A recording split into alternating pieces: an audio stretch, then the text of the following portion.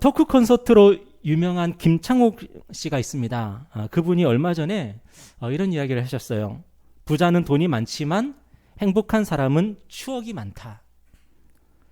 이 말이 무슨 의미일까 제가 생각을 해봤는데, 이 행복은 물질에서 오는 것이 아니다. 행복은 관계에서 오는 것이다 하는 그런 얘기 같아요.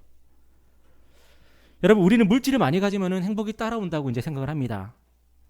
그런데 엄밀히 말해서 물질은 행복을 위해 필요한 것이 아니라 생존을 위해서 필요한 것이죠. 생존을 위해서는 의식주가 반드시 있어야 됩니다. 물질이 있어야 되죠. 하지만 그 물질은 우리의 행복까지 보장해 주지는 않습니다. 그러니까 물질은 우리가 생존하는 데 있어서는 너무나도 중요한 것이 꼭 있어야 되는 것입니다. 그래서 예수님도 일용할 양식을 위해서 기도하라고 분명히 말씀하셨습니다. 하지만 그 물질이 우리에게 행복을 보장해 주지는 않습니다. 그런데 만약에 물질을 가지려고 하지 않고 나누면 어떻게 될까요? 물질을 가지려고 하지 않고 나누게 된다면, 그리고 다른 사람에게 그 물질을 준다면 어떻게 될까요? 많은 경우에 행복이 따라옵니다. 왜 그렇습니까? 우리가 물질을 가지면, 쌓아두면, 창고에 저장해두면 우리의 욕심이 채워질 수는 있고 우리의 욕망이 실현될 수는 있지만 대부분 외로워지고 고독해지는 경우가 많습니다. 그런데 그것을 나누면 타인과의 관계가 새롭게 생깁니다. 그리고 깨진 관계도 회복이 됩니다. 여러분, 에덴 동산은 행복한 곳이었을까요? 아마도 행복한 곳이었겠죠, 그죠? 에덴 동산이 불행한 곳이라고 말하는 사람은 아무도 없을 것입니다. 여러분, 근데 왜 에덴 동산이 행복한 곳입니까? 금은부화가 넘쳐났기 때문입니까? 물론 그곳은 생존에 필요한 의식주가 보장되는 곳이었습니다. 그런데 에덴 동산이 행복한 곳이었던 진짜 이유는 뭐냐면 그곳에서는 완전한 사랑이 있었기 때문에 그래요. 완전한 관계가 있었기 때문에 그래요. 하나님과의 관계가 완전했었고요. 타인과의 관계가 친밀하고 충분한 사귐이 있었습니다. 아담이 하와를 보면서 뭐라고 불렀냐면은 이는 내 뼈 중에 뼈고 살 중에 살이다라고 고백했습니다. 나의 가장 귀한 것이다. 내 모든 것이다 라고 고백했습니다. 여러분, 하나님과 늘 사귀며 교제하고 그리고 다른 사람을 향해서 나의 모든 것이다, 나의 가장 중요한 존재다라고 우리가 고백할 수 있다면 여러분, 그곳이 천국 아니겠습니까? 5월은 가정의 달입니다. 우리가 가정의 달을 맞아서 해야 될 일이 뭘까요? 예전에는 가정의 달 무슨 달 그러면은 그게 뭐가 필요하냐 그렇게 생각을 했는데 살다 보니까 그게 너무나도 중요하더라고요. 여러분, 어버이날이라도 있으니까 그래도 카네이션 생각이라도 하는 거고, 어린이날이라도 있으니까 애들한테 장난감이라도 사줘야 되겠다 생각을 하는 거 아니겠습니까? 우리 5월은 가정의 달인데 우리가 가정의 달을 맞아서 우리가 해야 될 일이 뭘까요? 물론 많은 것들을 생각할 수 있겠지만 무엇보다도 물질에 집착하던 우리의 마음을 조금 한번 돌이켜봤으면 좋겠어요. 물질에 집착하고 물질의 마음을 쏟던 삶에서 돌이켜서 우리의 가족에게 그리고 다른 사람들에게 나누고 베푸는 그런 정말 거룩하고 순결한 투자가 일어났으면 좋겠습니다. 부모님에게 조금 더 맛있는 음식이라도 사드리고 아이들에게 작은 선물이라도 베풀고 그리고 서로 간에 수고했다, 힘들었지 하면서 격려의 말과 감사의 말을 나누고 그렇게 한번 사람들을 돌아보는 그런 5월이 되었으면 좋겠습니다. 여러분, 그런데 이것은 생각보다 너무나도 힘든 일입니다. 굉장히 어려운 일입니다. 어쩌면 우리 삶에서 가장 힘든 일이 바로 이런 일들이 아닌가 싶어요. 예수님이 부자 청년에게 뭐라고 말씀하셨냐면 부자 청년이 영생을 어떻게 하면 얻을 수 있습니까? 라고 물었을 때에 네가 가진 것을 다 팔아서 가난한 사람들에게 나눠주고 너는 나를 쫓아라 그랬습니다. 여러분, 부자 청년은 가진 게 많았습니다. 근데 가진 게 많았지만 어떻게 하면 내가 영생을 얻을 수 있지, 어떻게 하면 구원받을 수 있지, 이 문제가 해결이 되지 않았습니다. 다시 말해서 행복하지 않았습니다. 가진 게 많았지만 행복하지 않은 것 우리도 잘 알지 않습니까? 이전보다 돈을 더 많이 벌고 있는데 이상하게 행복하지 않고, 이전보다 더 좋은 직장에 취업했는데 행복하지 않고, 우리가 이런 거 잘 알지 않습니까? 부자 청년도 이런 것들을 경험한 거죠. 그래서 예수님이 문제의 그 솔루션을 제공하셨습니다. 네가 가진 거 나눠주고 너는 나를 따르라. 그럼 행복해질 거야. 그런데 이 부자 청년은 그걸 못했습니다. 물질을 내려놓지를 못했습니다. 여러분, 우리도 비슷하지 않습니까? 이상하게 행복하지 않아. 이상하게 외로워. 사실 나누게 되면은 사람과 더 많은 교제를 할 수 있거든요. 물질을 가지고 섬기면 깨진 관계도 회복될 수 있거든요. 그런데 우리가 이게 참 힘든 일이에요. 그런데 이것을 할 수 있는 방법이 무엇입니까? 바로 예수님을 우리의 구주로 영접하면 된다는 것입니다. 예수님이 나의 구주가 되면은 그때부터 예수님이 우리 안에서 하시는 중요한 일이 있는데 그게 뭐냐면 우리가 가진 것으로 나누게 하고 섬기게 하신다는 것입니다. 에베소서 5장 18절을 보면은 술 취하지 말라 이는 방탕한 것이니 오직 성령으로 충만을 받으라. 우리가 잘 아는 말씀 있지 않습니까? 여러분 술에 취하면 어떻게 되죠? 우리가 잘 아는 것처럼 방탕하게 됩니다. 뉴스를 보면은 서로 죽고 죽이는 일이 대부분 어떻게 벌어집니까? 우리 사회의 대부분의 범죄가 술과 관련이 있습니다. 술에 취하면 방탕해지고 자기 자신뿐 아니라 타인의 삶도 망가뜨리게 됩니다. 왜냐하면 사람이 술의 지배를 받기 때문에 그렇습니다. 술의 지배를 받으면은 우리의 삶이 방탕하게 되고 나와 다른 사람의 인생을 망치게 되는 그런 많은 결과들을 맺게 됩니다. 그런데 성령 충만은 뭡니까? 성령 충만은 하나님이 예수님이 우리를 다스리시는 상태입니다. 성령 충만은 하나님이 원하시는 대로 내가 순종하는 상태입니다. 그때 우리는 어떻게 될까요? 오늘 우리가 읽진 않았지만 에베소서 5장 19절을 보면은 시와 찬송과 신령한 노래, 찬양이 넘친다고 합니다. 여러분 이해되시죠? 당연하죠. 성령 충만하면 찬양이 넘치겠죠. 그리고 20절을 보면은 감사가 넘친다고 합니다. 당연하죠. 성령 충만하면 감사가 넘치죠. 그런데 21절을 보면 뭐라고 말씀하고 있냐면 그리스도를 경외함으로 피차 복종하게 된다고 합니다. 여러분 피차 복종하는 게 뭐죠? 마음에 들지 않는 사람, 그 사람에게 내가 순종하게 되는 거예요. 자존심을 세우던 그 사람에게 내가 자존심을 세우지 않게 되는 상태. 타인과의 관계가 회복되고 타인과 깨진 관계들이 회복되는 그런 상태. 여러분 성령 충만하면요 이런 일들이 일어난다는 것입니다. 그런데 이게 어떻게 가능하냐면 성령께서 우리 안에 다른 사람이 예뻐 보이게 만드는 것이 아니고 그 사람의 장점을 보면서 억지로 내가 저 사람과의 깨어진 관계를 회복해야지 하는 게 아니고 성령께서 우리 안에 그리스도를 경외하는 마음을 주신다는 거예요. 그리스도께 순종하는 마음을 주신다는 거예요. 그러니까 다른 사람에게 내가 복종하게 되는데 다른 사람에게 순종하게 되는데 왜 그렇게 되냐면 예수님 때문에 그렇게 하게 된다는 겁니다. 혹시 내 삶이 불행하다고 느껴지십니까? 혹시 다른 사람과의 관계가 깨져 계십니까? 여러분 하나님께서 우리에게 제시하시는 유일한 해결책은 뭐냐면 우리가 성령의 충만함을 받는 것입니다. 그리스도를 경외하고 그분께 순종하게 되는 마음을 받는 것입니다. 우리 힘으로 안 되는 것을요 성령께서 하실 수 있습니다. 우리는 못하지만 하나님은 우리를 도와주실 수가 있습니다. 우리는 관계가 회복되기 위해서는 내가 변하든지 저 사람이 변하든지 해야 돼, 뭔가 상황이 바뀌어야 돼 라고 생각하지만 성경은 그런 얘기를 하는 것이 아니라 내가 예수님을 경외하게 되면 예수님께 순종할 마음이 내 안에 있기만 하면 우리는 다른 사람과의 깨어진 관계를 회복할 수 있다고 말씀하는 것입니다. 여러분 왜 관계가 회복되지 않습니까? 결국에는 내가 예수님께 순종하지 못하기 때문에 회복이 안 된다는 거예요. 오늘 예배를 통해서 성령 충만을 받으십시오. 예수님께 순종하는 사람이 되십시오. 그럴 때에 다른 사람들과의 관계가 쉬워질 수 있다는 것입니다. 회복될 수 있다는 것입니다. 오늘 본문도 마찬가지 이야기를 하고 있는데 오늘 본문은 우리가 성령으로 충만해서 그 다음에 무엇을 해야 되냐 그 얘기를 하고 있는데 오늘 본문 이전에는요 남편과 아내가 어떻게 해야 되는지를 얘기하고 있고 오늘 본문에서는 부모와 자녀가 어떻게 해야 되는지를 이야기를 하고 있습니다. 오늘 1절을 보면은 자녀들아 주 안에서 너희 부모에게 순종하라 이것이 옳으니라. 오늘 본문은 우리에게 부모에게 순종하라고 명령합니다. 여러분 명령입니다. 권면이 아니고 명령입니다. 그런데 우리가 부모에게 순종해야 되는 이유가 뭐예요? 오늘 본문을 보니까 주 안에서 순종해야 된다. 이것이 옳다 말씀하십니다. 여러분 주 안에서라는 말이 무슨 뜻일까요? 만약에 주 밖에서라면 순종하지 않아도 된다는 그 이야기를 하는 걸까요? 그렇지 않습니다.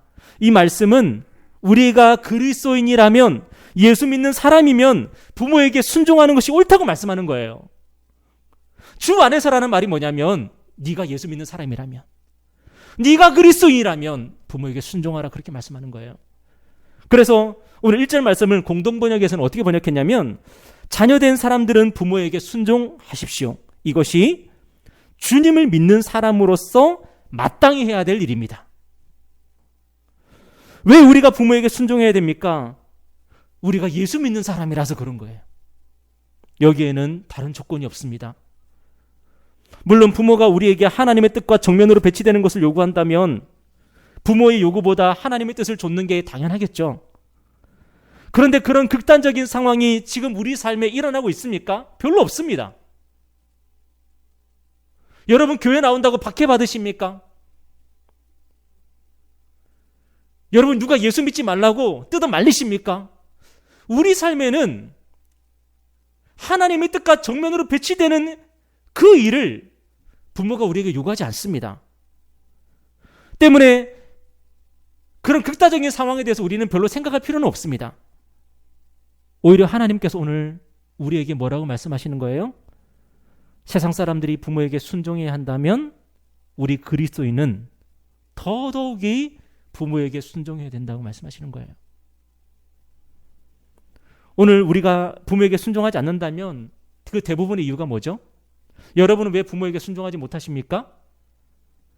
부모가 내 마음에 들지 않기 때문인 경우가 많죠. 부모가 까다롭기 때문인 경우가 많아요. 그러니까 부모에게 순종하는 게 힘든 거예요. 짜증이 나는 거예요. 내 마음이 어려운 거예요. 그런데 베드로전서 2장 18절을 보면은 사환들아, 범사에 두려워함으로 주인들에게 순종하되 선하고 관용하는 자들에게만 아니라 또한 까다로운 자들에게도 그리하라. 하나님이 우리에게 순종을 요구하실 때 어떤 순종을 요구하시는 겁니까? 선하고 관용하는 자들에게만 순종하는 것이 아니라 까다로운 자들에게도 순종하라고 말씀하시는 거예요. 혹시 부모가 내 마음에 들지 않아서, 부모가 까다롭기 때문에 순종할 마음이 없습니까? 그렇기 때문에 나는 순종하지 않아도 되는 것이고, 내가 순종하지 않는 이유는 부모가 잘못했기 때문이야 라고 말씀하십니까? 그래서 하나님이 우리에게 그리스도를 경외하는 마음으로 부모에게 순종하기를 요구하시는 거예요. 부모가 어떠해서 순종하라는 얘기를 하지 않으십니다. 부모가 너를 잘 키워서 순종하라는 것도 아니고, 부모가 너에게 유산을 많이 물려주기 때문에 순종하라는 것도 아니고, 우리가 예수 믿는 사람이라면 부모에게 순종해야 된다라고 말씀하시는 것입니다. 누가복음 2장에 보면은 예수께서 함께 내려가사 나사렛에 이르러 순종하여 받으시더라. 예수님은 누구십니까? 하나님이십니다. 하나님의 아들이십니다. 하나님의 눈으로 볼 때 요셉과 마리아는 얼마나 문제가 많았겠습니까? 물론 그들은 의롭고 경건한 사람들이었지만 하나님의 눈으로 볼 때 부당하고 한심한 것들이 얼마나 많았겠습니까? 그런데 예수님은 육신의 부모에게 어떻게 하셨다고요? 그들을 순종하여 받으셨다고 그럽니다. 하나님의 아들이 육신으로 이 땅에 오셔서 아무것도 아닌 비천한 우리와 똑같은 죄인인 그 요셉과 마리아를 순종하여 받으셨습니다. 때로는 부모에게 순종하고자 할 때 지혜와 융통성이 필요할 때가 있습니다. 그러나 부모가 순종의 대상이라는 것, 부모의 말에 순종해야 된다는 것은요, 무엇보다 중요합니다. 이것은 타협의 여지가 없습니다. 그리고 오늘 본문은 우리가 부모에게 순종해야 될 또 다른 이유를 제시하고 있는데, 그게 뭐냐면 우리 2절 3절 한번 다시 한번 읽어볼까요? 2절 3절입니다. 시작. 내 아버지와 어머니를 공경하라. 이것은 약속이 있는 첫 계명이니 이로써 내가 잘되고 땅에서 장수하리라. 여러분, 이 말씀은 출애굽기 20장 12절 말씀을 인용한 말씀입니다. 출애굽기 20장 말씀 잘 아시죠? 10계명이 기록되어 있는 말씀. 내 부모를 공경하라. 그리하면 내 하나님 여호와가 내게 준 땅에서 내 생명이 길리라. 하나님은 이스라엘 백성에게 부모를 공경하면 하나님이 주신 땅에서 장수를 약속하셨습니다. 여러분, 근데 이것을 반대로 말하면 뭐가 되죠? 거꾸로 말하면은 만약에 이스라엘 백성이 부모를 공경하지 않으면 요절하거나 하나님의 땅에서 쫓겨난다는 겁니다. 여러분, 이것을 쉽게 이해하기 위해서 성경에서 한 사람을 우리가 불러와서 우리가 보면 참 쉽게 이해할 수 있는데, 그게 누구냐면 삼손입니다. 삼손은 이스라엘의 사사 중에서 가장 큰 능력을 받은 사람이죠. 이스라엘의 사사 중에서 굉장히 뛰어난 업적을 세운 사람 중에 기드온 같은 사람이 있는데, 기드온도 삼손에 비하면요 비교가 안 됩니다. 삼손이 어떤 사람입니까? 손에 나귀의 턱뼈를 들고 블레셋 사람 1000명을 때려 죽인 사람입니다. 또 블레셋의 가사라고 하는 도시에 가서, 성에 가서 그 성문을 뜯어가지고 산꼭대기까지 메고 올라갔던 사람입니다. 당시 성문은 어떤 의미가 있었냐면, 당시 성문을 빼앗는다는 것은 그 성을 정복했다는 의미예요. 성문이 부서지면은 그 성은 함락된 거 아니겠습니까? 그런데 삼손은요, 군대가 없어도 혼자 힘으로 능히 한 성을 정복할 수 있는 그런 사람이었던 거예요. 대단한 사람이었습니다. 그런데 이 삼손이요, 이스라엘의 사사로서 그리 오래 활약을 하지 못했습니다. 성경을 보면은 삼손이 20년 정도 사사로 활동했다고 합니다. 근데 다른 사사에 비하면 수명이 굉장히 짧아요. 여러분, 그 이유가 무엇입니까? 사람들은 삼손이 여자를 잘못 만나서 그렇게 되었다 그러는데, 물론 그것이 결정적인 계기가 된 것은 맞습니다. 하지만 삼손이 실패하고 몰락하게 된 근본적인 이유가 있는데, 그게 뭐냐면 부모에게 순종하지 않았어요. 사사기 14장을 보면은 삼손이 이방 여자와 결혼을 합니다. 물론 그 결혼이 이제 나중에는 실패하게 되는데, 그 결혼할 때 부모가 반대했습니다. 이방 여인하고 결혼할 수 없죠. 삼손은 어떤 사람입니까? 그냥 이스라엘 사람이 아니라 이스라엘 사람 중에서도 나실인이라 그래가지고 태어날 때부터 하나님께 바쳐진 사람이었습니다.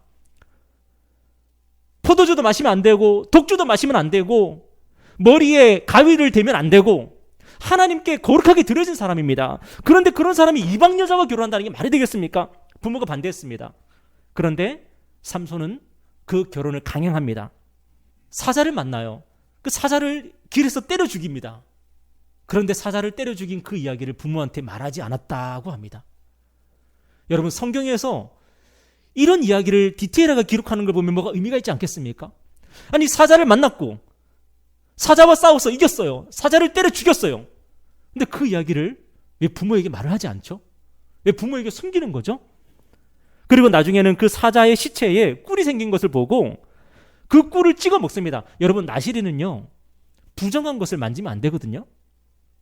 근데 시체는 부정한 것입니다. 근데 시체를 만지면서 그 꿀을 찍어 먹는 거예요. 또 창녀와 동침하고요, 나중에는 이방 여인 드릴라를 사랑하다가 마침내 머리에 가위를 대게 되고, 결국에는 삼손이 어떻게 됩니까? 두 눈이 뽑히고 들짐승들이 돌리는 맷돌을 돌리고, 나중에 블레셋 사람들의 축제에 끌려나가서 제주 부리다가 그들과 함께 최후를 맞지 않습니까? 여러분, 하나님은 이스라엘 백성에게 가나안 땅을 선물로 주셨습니다. 그런데 그 땅은요 그냥 살면 되는 땅이 아니에요. 아무렇게나 살면 되는 땅이 아니에요. 그 땅은 하나님의 땅이에요. 하나님이 이스라엘 백성에게 임대해 주신 땅이에요. 이스라엘 백성이 그 땅에서, 가나안 땅에서 생명과 복을 누리려면 하나님의 명령을 잘 지켜야 됐습니다. 이를 위해서 이스라엘 백성에게 참 중요했던 것이 있는데, 그게 뭐냐면 부모를 공경하는 것이었어요. 부모에게 순종하는 것이었어요. 왜 그렇습니까? 가나안 땅에서 어떻게 살아야 되는지, 하나님의 명령이 무엇인지 누구한테 배웁니까? 부모한테 배우는 것입니다. 어릴 적에 부모가 우리 다 같이 절기를 지키러 가자. 이 절기가 무엇입니까? 이 절기는 유월절이야. 이 절기는 초막절이야. 이 절기의 의미가 무엇입니까? 하나님께서 우리 조상들을 애굽에서 건져내셨을 때에 하나님께서 우리에게 이런 놀라운 일들을 하셨어. 누구한테 배우는 겁니까? 부모한테 배우는 것입니다. 곡식을 추수할 때에 추수한 것들 중에 10분의 1은 따로 떼야 된단다. 왜 그렇습니까? 이거 다 우리 거 하면 더 좋을 텐데요. 아니야. 10분의 1은 레위인에게 우리가 드려야 되는 거야. 레위인들이 우리를 위해서 봉사하지 않니? 또 추수할 때에 이삭이 땅에 떨어져 있습니다. 이삭을 주우려고 하는데 부모가 줍지 마. 이삭은 줍지 마. 왜 떨어진 이삭을 줍지 못하게 하십니까? 하나님께서 이 떨어진 이삭은 가난한 사람들을 위해서, 나그네를 위해서 그냥 남겨두라 그랬어. 지나가는 고아나 과부나 나그네나 이방 사람들이 이 떨어진 이삭을 주어서 양식으로 삼을 거야. 그러니까 내버려둬. 이 모든 것들을 부모한테 배우는 거예요. 하나님의 그 명령을. 여러분, 부모를 공경하는 것, 부모에게 순종하는 것, 이렇게 부모에게 가르침을 받는 것 별로 어렵지 않은 것 같죠. 그런데 나중에 부모가 늙고 병들고 힘이 없어지면 어떻게 될까요? 삼손은 어른이 되어서 부모의 의견을 무시했습니다. 자기 마음대로 살았습니다. 어릴 때야 부모에게 순종하는 게 쉬워 보이죠. 그런데 오늘 저와 여러분의 나이가 되니까 어떻습니까? 부모에게 순종하는 것이 쉬워요? 어려워요? 나이 드셔서 어쩔 수 없어. 나이 드시니까 뭐 했던 얘기 또 하시고 또 하시고. 나이 드신 부모님이, 연로하신 부모님이, 힘없고 병든 부모님이 우리한테 할 수 있는 말이 뭐 다른 게 있겠습니까? 야, 그거 네이버 검색해봐라. 뭐 그러시겠습니까? 야, 구글에 검색하니까 나오더라. 그런 얘기 하시겠습니까? 차 조심해라. 밥 꼭꼭 씹어 먹어라. 옷, 부산말로 옷 단디 입어라. 그런 얘기밖에 더 하세요. 그런데 다 아는 얘기예요. 그죠? 우리가 다 아는 얘기 한다고요? 그런데 우리 마음 가운데 무슨 마음이 들어요? 그렇게 하겠습니다. 네, 그래야죠. 이게 아니라 뭐 그런 얘기 하시냐고. 됐다고. 알아서 하겠다고. 우리 마음에 그런 마음이 들지 않습니까? 근데 이것이요, 그냥 이런 얘기가 아니라 나의 경제적인 문제하고 관련된 이야기라면 어떨까요? 나의 경제적인 문제와 관련된 얘기라면 내가 돈을 더 벌 수 있는데 하나님의 율법에 의하면은 너는 그 돈을 벌면 안 되는 돈이야. 그 돈은 남겨둬야 되는 돈이야. 그 돈은 가난한 사람들을 위해서, 고아를 위해서, 과부를 위해서, 나그네를 위해서 너는 그 돈을 포기해야 되는 돈이야. 라고 부모가 말씀한다면 여러분 어떨까요? 단순히 도덕윤리를 지키라는 게 아니라 내가 경제적으로 손해되는 이야기를 요구한다면 그 부모를 공경할 수 있겠습니까? 성경에 보면 엘리의 아들들의 이야기도 나옵니다. 그들은 성소에서 온갖 나쁜 짓을 저질렀습니다.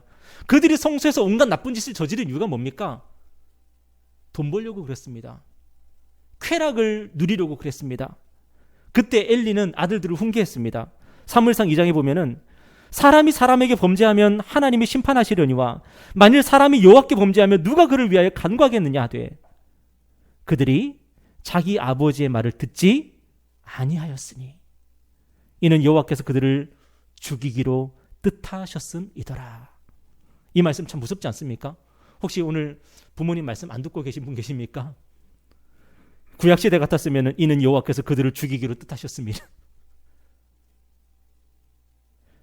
여러분, 엘리의 아들들이 왜 아버지에게 불순종했을까요? 그 당시에 엘리가요, 나이가 많아 늙었었습니다. 힘이 없었습니다. 장성한 아들들을 제어할 수가 없었습니다. 그들은 아버지를 업신여긴 거죠. 삼손이나 엘리의 아들들을 볼 때에 이스라엘 백성이 멸망한 가장 중요한 이유가 뭡니까? 부모를 업신여겼기 때문에 그렇다는 거예요. 그래서 나중에 선지서들을 한번 읽어보십시오.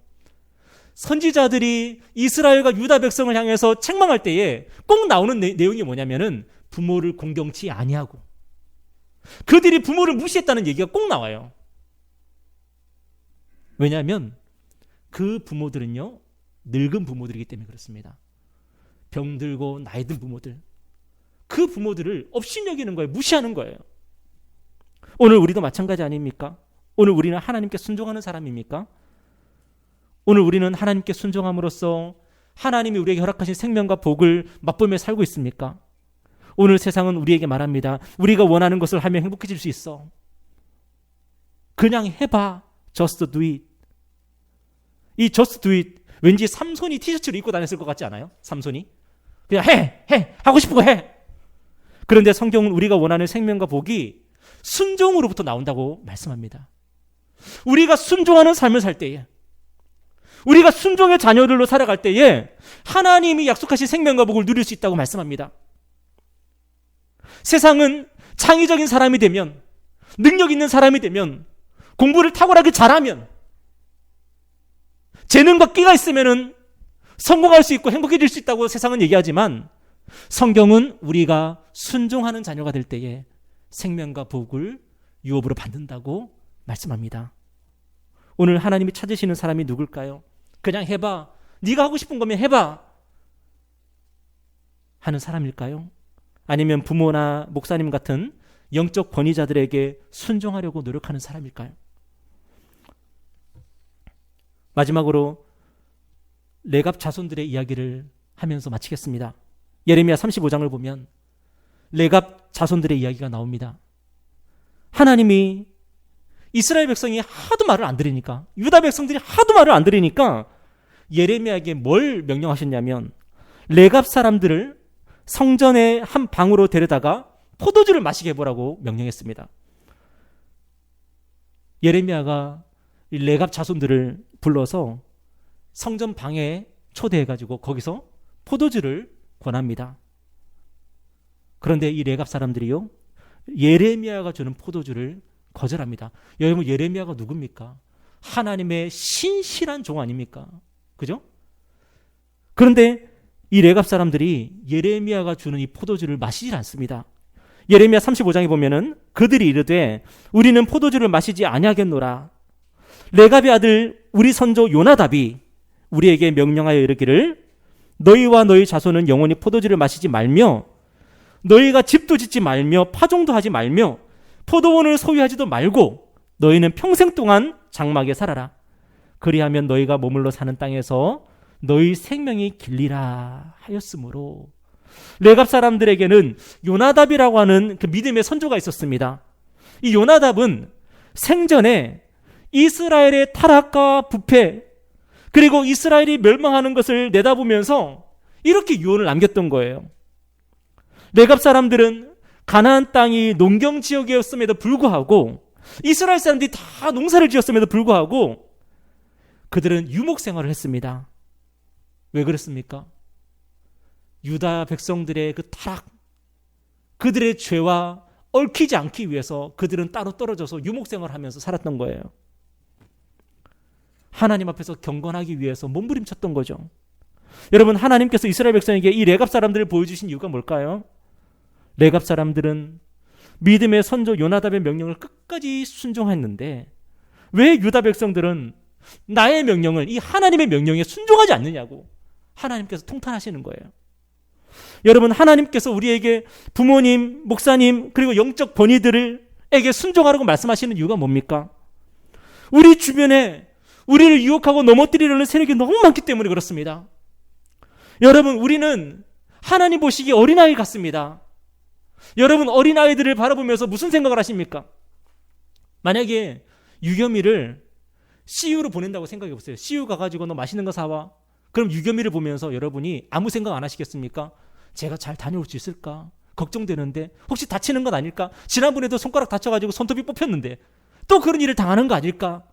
여러분, 걱정이 안 되겠습니까? 그런데 하나님이 우리를 보시는 마음이 그런 마음이에요.